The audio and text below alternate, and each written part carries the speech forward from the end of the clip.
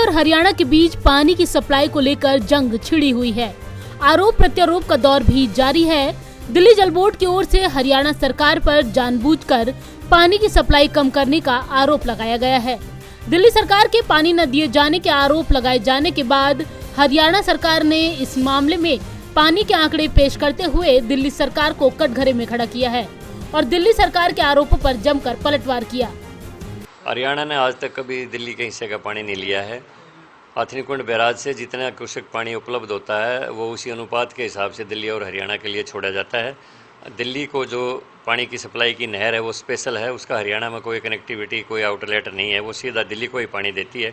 इसलिए केजरीवाल का ये आरोप निराधार है और केजरीवाल अपनी विफलताओं का ठीकरा दूसरों पर फोड़ने में माहिर है। चुनाव से पहले मोहल्ला क्लिनिकों की एक कतार खड़ी कर दी, हर मोहल्ले के अंदर एक बिल्डिंग बना दी।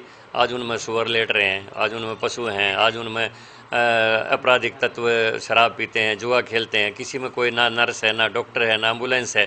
तो ये सारी विफलता किसकी है? इसमें कोई मनोहर सरकार थोड़ी जिम्मेदार है।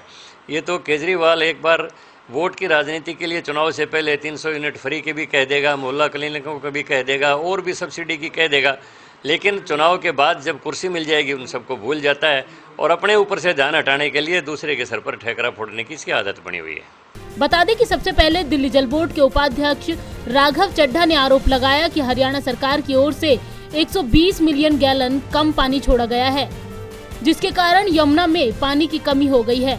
उन्होंने हरियाणा सरकार पर पानी के मसले पर राजनीति करने का आरोप लगाया और सुप्रीम कोर्ट का रुख किया।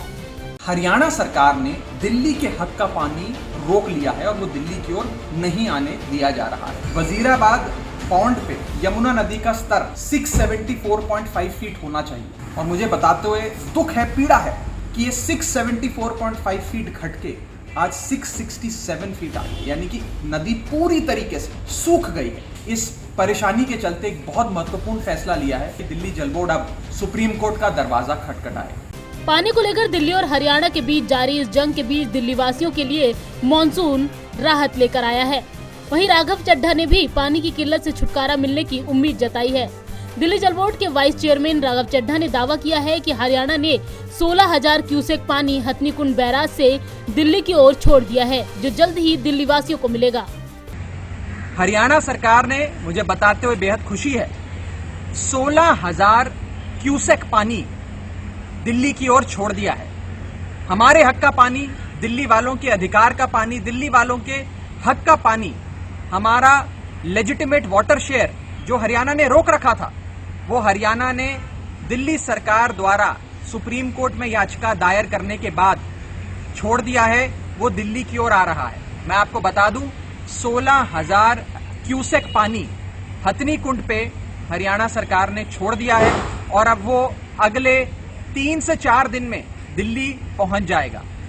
उसके बाद दिल्ली के अंदर जो ये जल संकट है ये समाप्त होगा और लोगों के घरों में साफ पीने का पानी। यमुना के मुनेक से दिल्ली को कुल 719 क्यूसेक का हिस्सा मिलता है, जबकि 1996 में सुप्रीम कोर्ट की ओर से दिए गए आदेश के मुताबिक 330 क्यूसेक पानी अतिरिक्त दिया जाता है।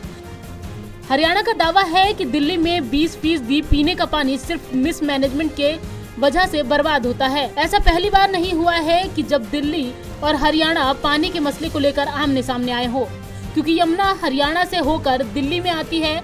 ऐसे में ये विवाद साल दर साल सामने आता रहता है। इस बार ये मसला तब गर्म हुआ जब दिल्ली में पीने के पानी की जोरदार किल्लत है। दिल्ली से कमल कंसल के साथ संगीता सिंह की रिपोर्ट, नवोदय टाइम्स।